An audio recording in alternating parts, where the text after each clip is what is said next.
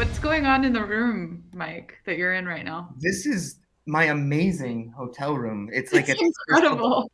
it's Are like we the on the Palace. set of the next VHS? I know, really, like It's the wallpaper is awesome. Yeah, it's really great. Like it's called the there's Pally House. antlers. Yeah, dude. This is my joint for sure. Yeah. Did Oh you my bring those God, with you, or were they there? seriously. Dude, that would be a move I would do. But I walked in here and I was like, all right, this room has my blessing for sure. It's so good. Yeah. And we're not just here to talk about Mike's hotel room. I'm here with Mike Nelson. Howdy. Hello, and Natasha Kermani. Hello. VHS 85, which just played Beyond Fest, and it'll be on Shudder this week, October 6th, I believe. Which I loved it, and not just because you're both here. I really dug the movie, and I'm interested how it even comes about. Like, do each of you already have a script? Do they give you guidelines? Like, how does it come about? How does VHS 85 come about? We can start with Natasha. Sure. Yeah. Actually, it's interesting. I think Mike and I have somewhat similar stories. I had a project that was sort of a very loose concept that I had been throwing around with the writer, Zoe Cooper. But we hadn't really been able to totally break it. And we sort of had like this image and this sort of loose concept that we had been tossing around. And then once it sort of became 1985, once we had the year, it was like all these sort of incredible things started clicking into place narratively and in terms of the script. So it was sort of like a really sort of elegant thing that had kind of been floating. You know, you have these concepts that are sort of floating that really like came down and got grounded and found its, you know, expression in this 1985 context. And really like the sort of dialogue with today's world is one of the main kind of fun things about the movie overall, but I think in our segment particularly we were interested in doing. So all that sort of came to life when we entered the world of 1985. Yeah, that's a great point. I'm going to get back to that one second because I also want to ask how Mike got involved, and then I'm going to ask that very point because I have it in my notes. Yeah, this was this one kind of came out of the blue when I was asked to come onto it. It was I think one thing that's really great about VHS is just the openness that the producers have to just like hearing your ideas, and when you get that call, and I say that to anybody out there who like wants to do a VHS, because like this is something that I've wanted to do. Like watching these movies over the years has been, you know, very like inspiring. And so like then when you get the call like, hey, do you want to be a part of one of these? You're like, shit, yeah, man. Oh my gosh, that would be amazing. And yeah, to your point, like there wasn't a lot of connective tissue between all the directors, and there wasn't a lot of rules with what you had to do with the story. It was just, do you have an idea? And then it came down to, do the producers like it? And in my case and in Natasha's case, that was a resounding yes. You know, they enjoyed what we had to bring, and that was really exciting. Like I had an idea that had just been sitting on my computer for like about 3 years that everybody told me was too weird. It would never get made, and yeah, so really uplifting. And it then when I got the call from Josh Goldblum, and he was like, dude, like send me some ideas, and I was like, I have some, and I sent him this one. It was very clear that like I was going to be able to make this thing that everybody said was impossible, and they made it possible. So really cool. Yeah, both yours have great twists, and so we can't give too much away. And Mike, yours is told in two different parts, which is interesting. Was that done by like on your idea, or was it their idea to cut it, you know, into segments? From the get-go, it was always supposed to be two separate chunks. It was the chunk on the lake, and then the celebration.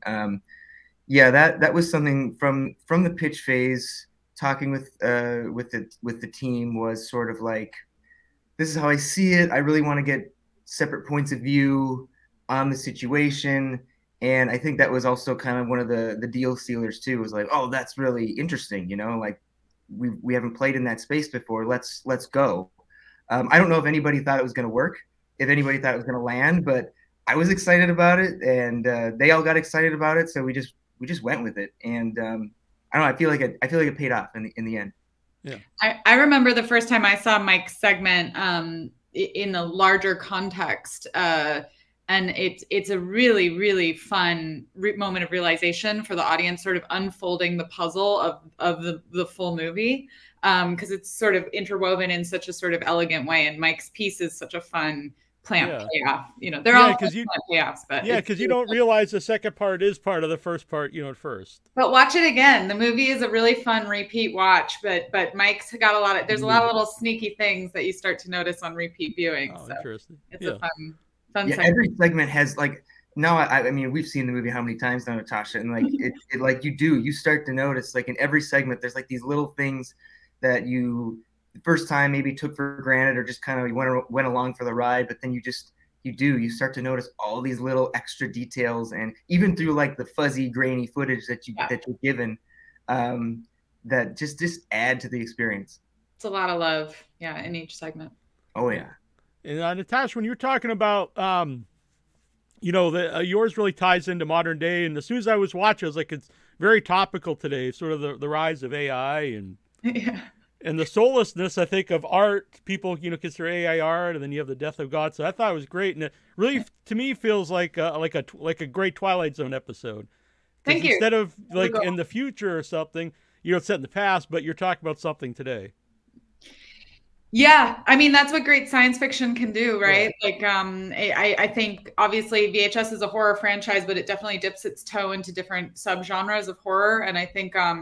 You know, 85 definitely lends itself to satire and dark comedy. Every single piece has really dark humor in it.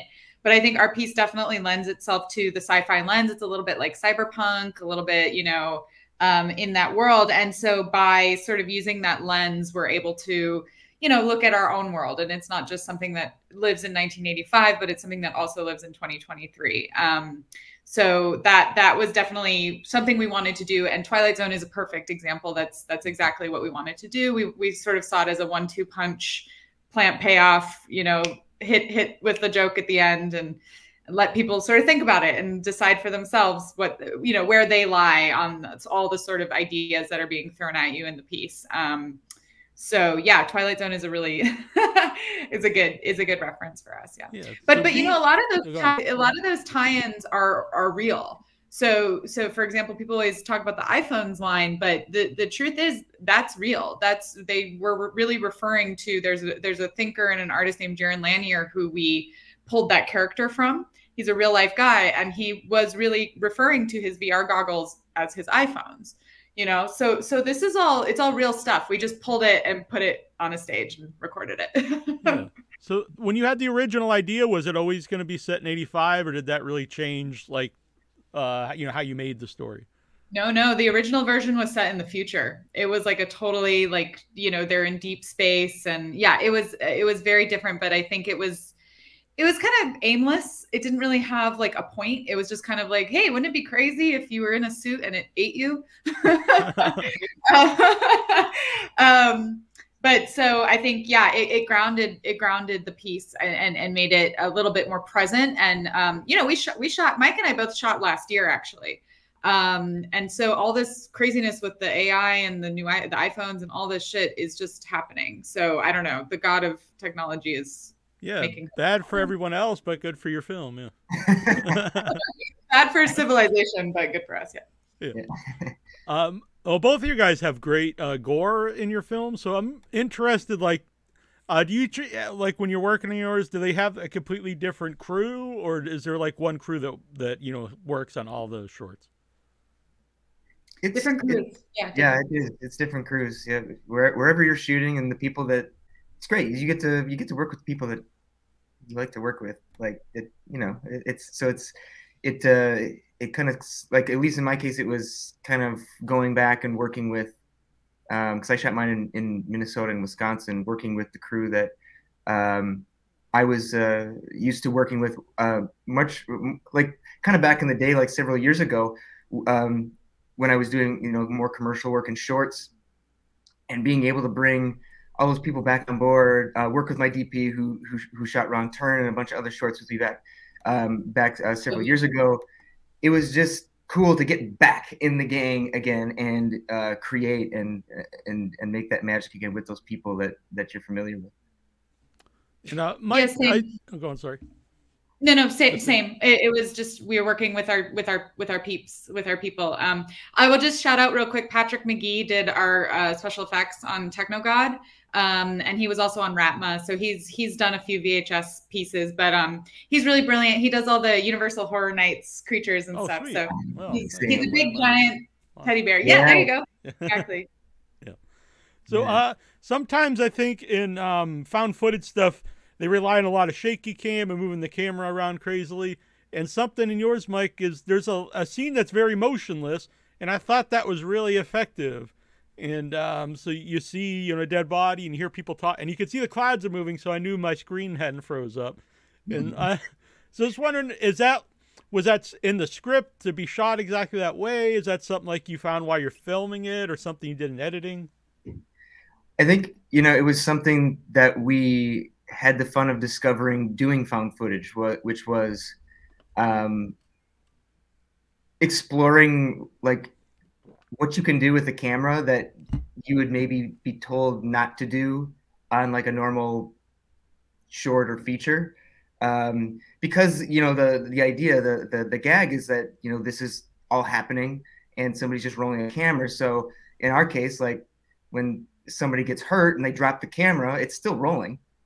It just so happens to find a frame that's pretty grisly, and we just let it go. And I think that was a really like eye-opening experience, because it was something that like we were able to push and explore, and that I realized to myself, gosh, I want to do more of this kind of strange exploration, even if it's not found footage, like letting a camera roll and letting somebody pass in and out of it, and letting the audience be like, what am I looking? Oh my God. Like forcing the audience to watch something that might make them uncomfortable, and you just have to sit there and experience it. I think that's it was a really great tool, especially for these shorts and for the thing on the boat. So.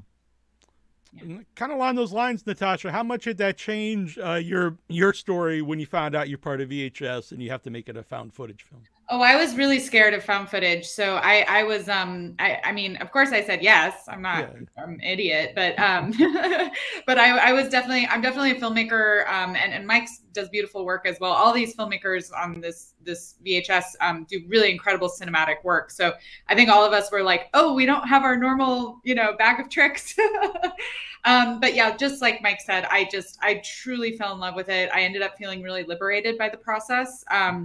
And pushing myself and my team, and specifically my DP. I think DPs are very like, no, the control. What am I going to do without the control? So it was a really good exercise for everyone. And I completely agree with Mike was saying. Just can't wait to integrate it into my next project, even if it's not found footage. But that energy and that attitude is definitely really liberating and exciting. And had you worked with the main actress before, Siobhan Michelle? She's great in it. I can't really, since it's primarily her, you have to have a strong performer in that role. Yeah, it's a one-woman show. Siobhan is a collaborator of mine. We've known each other since college. And yeah, just whenever I get an opportunity to work with your people, you want to do it. And she's, she was perfect. I knew she would nail it. And yeah, it's a one-woman show that goes wrong. And I knew she would be game. And for both of you, when you saw it for the first time with an audience, all put together, with how it's edited, and what did you think? We'll start with Mike. I mean, it's a chunk. Like it's like a devastating. It's like a very compared to like 99. It goes in really, really dark, grimy places. I think it's going to be interesting seeing people's reactions when you see 80s horror. You're thinking like, oh, is this going to be a little bit more goofy and like all just slasher-esque and like, crazy like gore effects and all that, but like it surprises you in the directions that it goes and where the filmmakers took their shorts. And when you bounce from short to short and then you jump into David's wraparound and then you come back into, you have no idea what you're going in for. and the subject matter is truly that underbelly, gross, like grimy 80s vibe, that kind of unfiltered 80s, like not the glossy nostalgia that I think we're so used to seeing now. And that to me was one of the most exciting things watching it through. I was like, this is the 80s, man. Yep, exactly. Yeah, I'll just quickly say exactly what Mike said in terms of the movie. I'll just say personally, it was really fun to be a part of a community of filmmakers who are all just so talented, and watching it with the theater and seeing, I mean, getting reactions to your own work is always cool, but it's like, you know, seeing Mike's moment, getting the reaction was like, yeah, it was like this kind of cool, like we're really like a team, and seeing the whole thing cohesively unfold as though it was one vision is just really fun, and was super just a really very rare experience, because usually we have this very solitary experience, you know, like, oh, I'm putting my soul on the screen. So to be able to sort of be like rooting for the other segments was, I really enjoyed it. I really enjoyed it. We did. There was a great team vibe. Like when we all finally got together and showed this thing, and we were all together promoting and screening. It was just like there was a really cool connection that we found, and we all just, you could just tell we all love movies. We all love this movie, and we were all very excited to be together doing this. Yeah.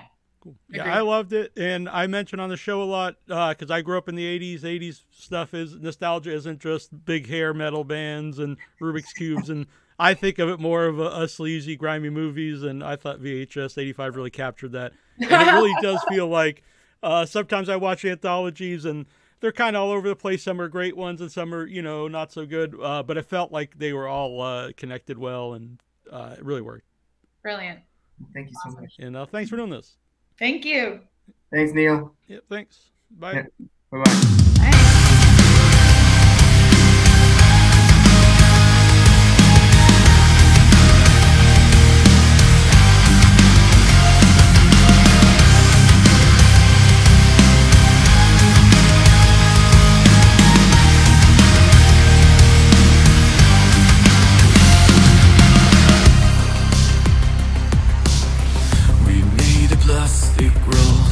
Confusing joy and terror.